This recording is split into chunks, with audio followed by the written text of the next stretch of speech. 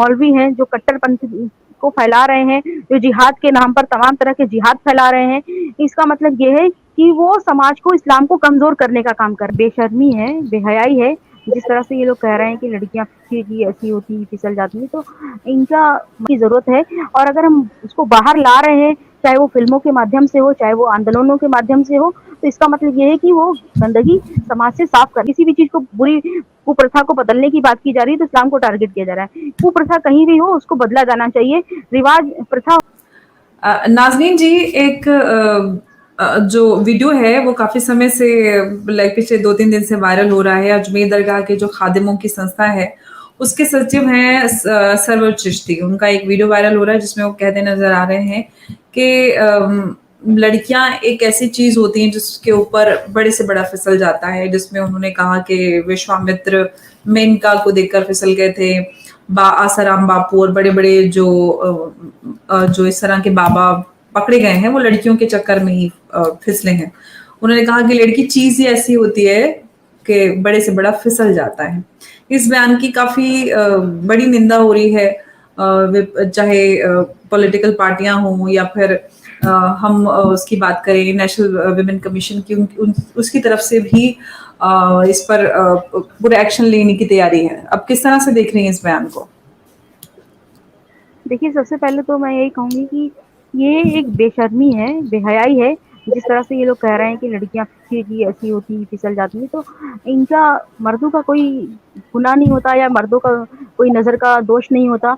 इस तरह के बयान देते रहते हैं, उनकी ज़ुबान फिसलती रहती है इस तरह के बयान देने के लिए, नज़र के साथ-साथ उनकी ज़ुबान भी फिसलती रहती है। तो पहली बात तो लड़कियाँ कोई चीज़ नहीं है, लड़की कोई वस्तु नहीं है, स्त्री कोई वस्तु नहीं है कि जो जिसको देख कर के जब चाहे तब इस्तेमाल करते हैं और जब मन चाहे तब उठा के फेंक देते हैं। कोई वस्तु नहीं है, इंसान है। और ऊपर वाले ने 2 ही चीज़ जात बनाई है इंसान की, एक मर्द, एक औरत।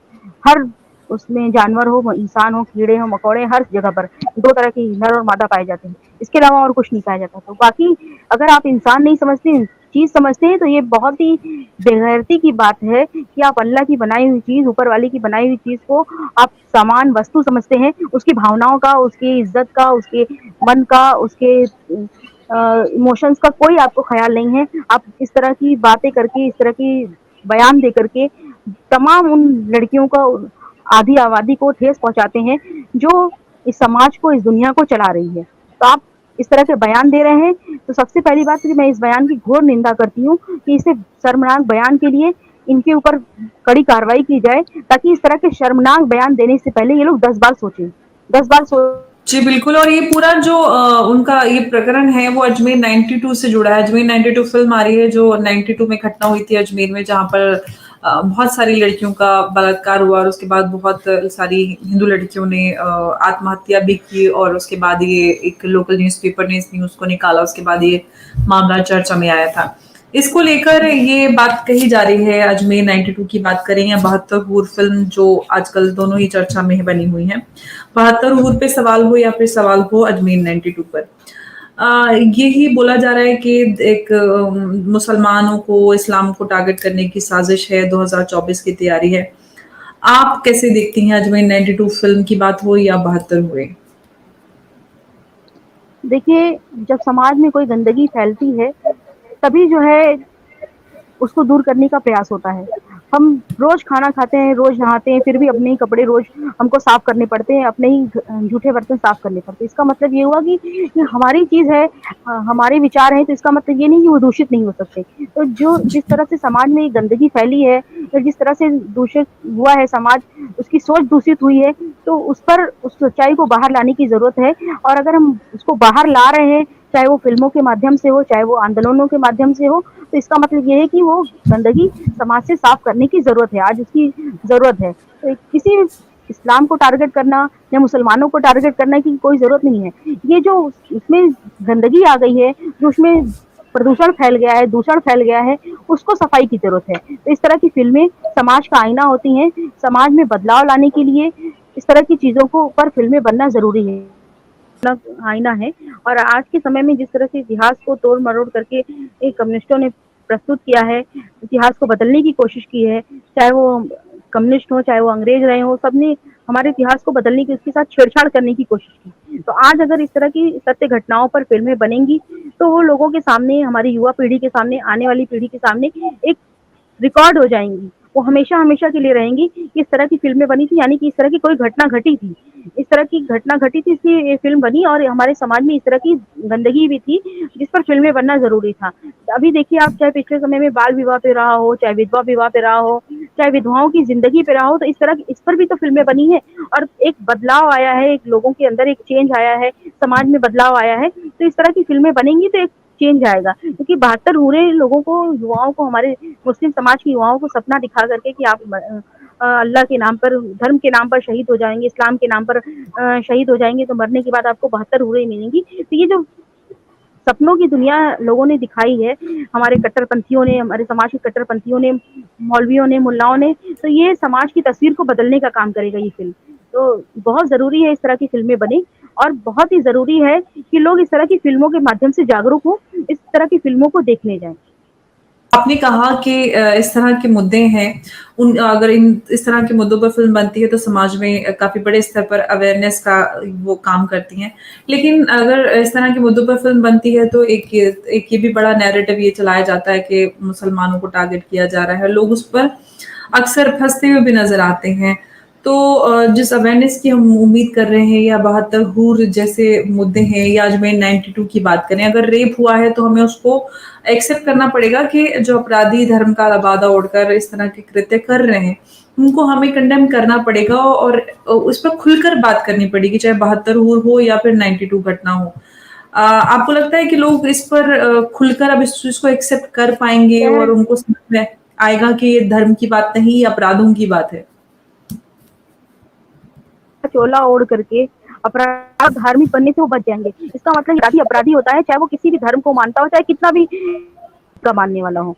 और दूसरी बात कि जो लोग ये कह रहे हैं कि एक इस्लाम को टारगेट किया जाता है, तो इस्लाम को टारगेट तो वो लोग कर रहे हैं जो धर्म के नाम पर लोगों को भड़काने का, बहलाने का और कट्टर बनाने का काम कर रहे हैं। और अभी जो जिस तरह से समाज में हमारे प्रदूषण फैल गया है, गंदगी आ गई है, चाहे वो मुस्लिम लड़कियों के जीवन को लेकर के हो, चाहे हमारे किसी भी तरह की समाज में अच्छी बातें हो रही हैं, तो लोगों को लग रहा है कि इस्लाम को टारगेट किया जा रहा है। किसी भी चीज़ को, बुरी कुप्रथा को बदलने की बात की जा रही है, तो इस्लाम को टारगेट किया जा रहा है। कुप्रथा कहीं भी हो, उसको बदला जाना चाहिए। रिवाज, प्रथा होनी चाहिए, कुप्रथा नहीं होनी चाहिए, जिसके नाम पर महिलाओं की आबरू से खेला जाए या फिर महिलाओं के भावनाओं का सम्मान ना किया जाए। अगर इस तरह की कुप्रथाएँ रहेंगी, तो इसको बदलने की ज़रूरत है। और इस्लाम में जो है वो कट्टरता बहुत बढ़ती जा रही है। हमारे जो समाज के मुल्ला हैं, मौलवी हैं, जो कट्टरपंथ को फैला रहे हैं, जो जिहाद के नाम पर तमाम तरह के जिहाद फैला रहे हैं, इसका मतलब ये है कि वो समाज को, इस्लाम को कमज़ोर करने का काम कर रहे हैं। इस्लाम को कमज़ोर करने का काम वो लोग नहीं कर रहे हैं जो समाज को बदलने की बात कर रहे हैं, जो समाज से की गंदगी को साफ कर रहे हैं, समाज से दूषण को हटा रहे हैं, दूषितता को हटा रहे हैं, पानी को साफ किया जा रहा है। इसका मतलब ये है कि इस पानी को पीने लायक बनाया जा रहा है। इसका मतलब ये है कि इस्लाम को सर्वाइव करने लायक बनाया जा रहा है। अभी क्या है, इस्लाम के नाम पर हर जगह पूरी दुनिया में आप देख लीजिए किस तरह की गंदगी फैली हुई, किस तरह से लोग डर रहे हैं कि इस्लाम के मानने वाले, और चाइना जैसा देश जहाँ इस्लाम की बैंड बजा के रखा हुआ है, वहाँ पर तो लोग एक शब्द नहीं बोलते कि हाँ इस्लाम को टारगेट है। और भारत जैसे देश में जहाँ पर हम लोग रह रहे हैं, बहुत ही शांतिपूर्वक रह रहे हैं, अपने अधिकारों के साथ, अपनी पूजा पद्धति के साथ, हर चीज़ के साथ आज़ादी से जी रहे हैं, तो वहाँ पर ये कहा जा रहा है कि इस्लाम को टारगेट किया। इसका मतलब ये है कि यहाँ पर इस्लाम को टारगेट नहीं किया जा रहा है, इस्लाम को बचाने की कोशिश की जा रही है। और इस तरह के ये जो उल-जुलूल बयान देकर के आप इस्लाम को गंदा बना रहे हैं, इस्लाम को सर्वाइव करने लायक नहीं बना रहे हैं। जी, बिल्कुल आपने सही कहा कि इस्लाम को कहीं न कहीं, इस्लाम के नाम पर जो चीज़ें हो रही हैं, अगर आप उस पर ईमानदारी से खुलकर नहीं बोलेंगे, तो लोगों को नहीं पता चलेगा कि आप वाक़ई में, आपकी सोच क्या है, आप क्या मानते हैं। लेकिन जो कुछ लोग हैं, जो टीवी चैनल्स पर रिप्रेज़ेंटेशन करने के लिए आते हैं पूरे धर्म की, उनकी ही सोच लोगों तक पहुँचती है, क्योंकि कहीं न कहीं उनके राजनैतिक अपने इंक्लिनेशन या महत्वाकांक्षाएँ होती हैं, उनको पूरा करने के लिए वो इस तरह की बातें करते हैं। लेकिन ज़िम्मेदारी समाज पे भी आती है कि आपको भी खुलकर इन सारी चीज़ों पर आना होगा। नाज़रीन जी, एक सवाल ये है कि जब हम इन सारे मुद्दों पर बात करते हैं तो रेडिकलाइज़ेशन पे ज़रूर बात होती है कि जो कट्टरवाद युवाओं को इन सारी चीज़ों के माध्यम से हम होता हुआ देखते हैं, जैसे 72 गुरुओं की बात आ रही है। टेरर आउटफिट्स जो आतंकवादी संगठन है ग्लोबली, वो इन सारी चीज़ों का हवाला देकर गरीब मुसलमान युवाओं को इस्तेमाल करते आए हैं। और हम इन सारे अगर गुरुओं की बात करते हैं तो हदीसों में इसका ज़िक्र भी मिलता है। सवाल ये है कि अब तक इन सारी चीज़ों पर किसी भी मुस्लिम ऑर्गनाइज़ेशन का कोई काउंटर नैरेटिव हमने अभी तक नहीं देखा।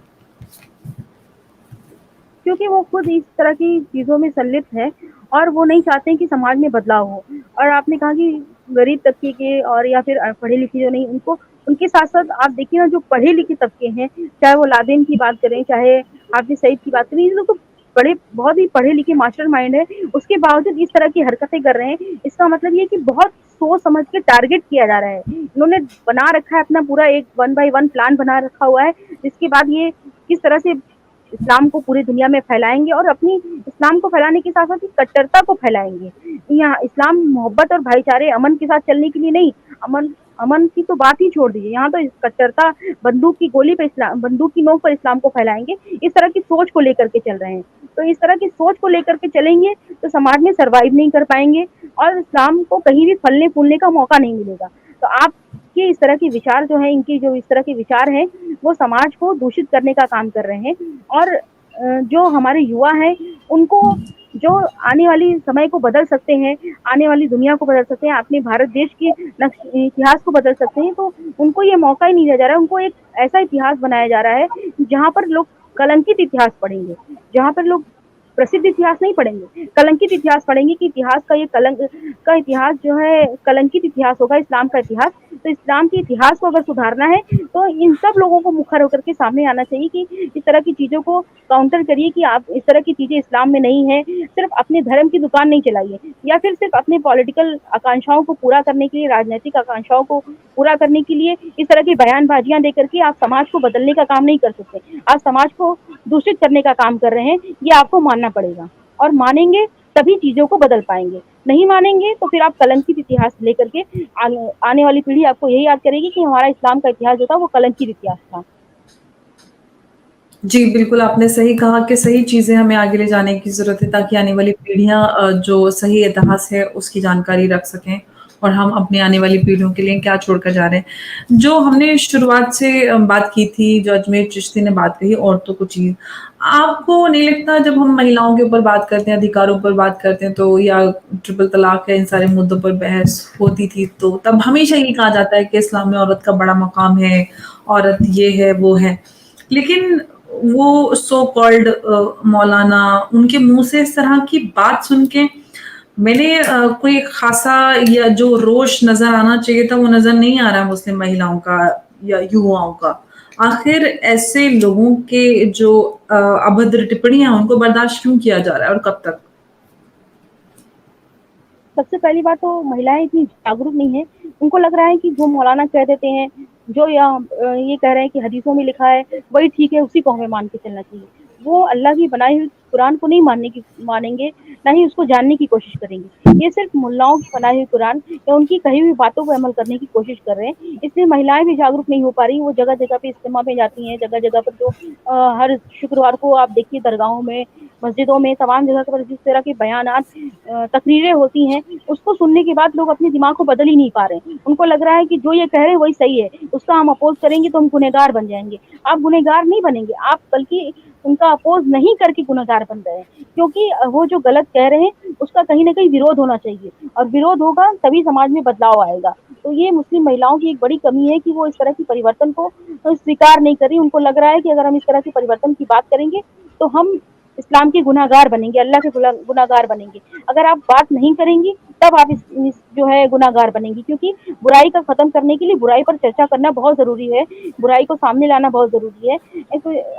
आपको पता होना चाहिए कि आपके क्या अधिकार हैं। और मैं पहले भी कहती हूँ कि इस्लाम में जो एक टैगलाइन दिया गया है कि माँ के कदमों तले जन्नत है, उससे महिलाओं को बहुत वो उसी बात पर टिकी रहती हैं कि इसी से जो है इनको सारे अधिकार मिल जाते हैं। क्या अधिकार मिलते हैं? आप बताइए ना बच्चों को गोद लेने का अधिकार है, ना ही तमाम संपत्ति में कोई बराबरी का अधिकार है, ना ही किसी और चीज़ में शादी में देख लीजिए या फिर ना ही वो तलाक देने का अधिकार रखती हैं, वो सिर्फ़ माँगने का अधिकार रखती हैं। तो यानी कि याचक बन के रहने का, याचिका बन के रहने का